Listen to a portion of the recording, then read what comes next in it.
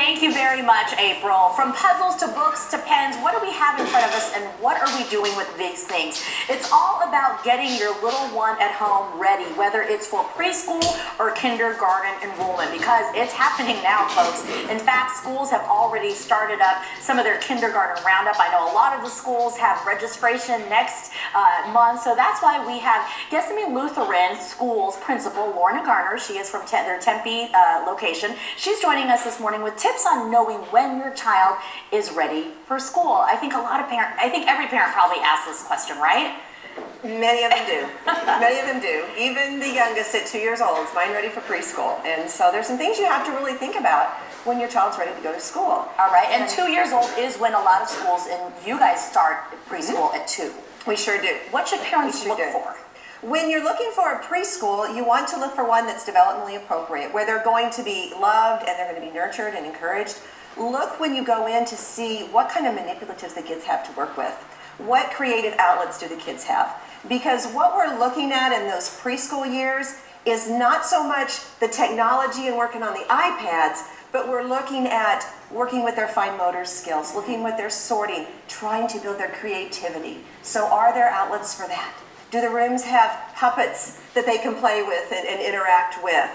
So that's what you want to look for. You want them to socialize and to get their hands in on things. That's what we're looking for in a school. How do you know if your child is ready or not ready? And at preschool, you're looking a lot of the emotional aspect too. Is the child ready to be away from mom and dad, right?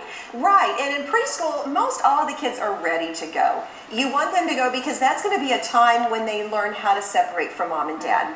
Maybe they have really never been away, or they've had a babysitter, maybe mom and dad, one of them is a stay-at-home, so they've been the primary caregiver.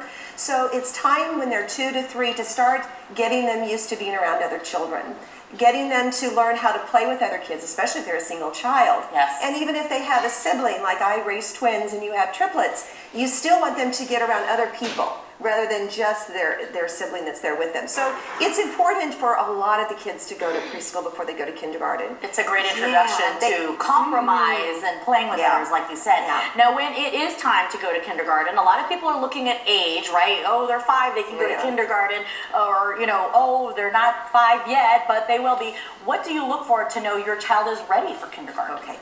Well, that magical age, as we've all put it, is 5 by September 1st. But that's really only a guideline.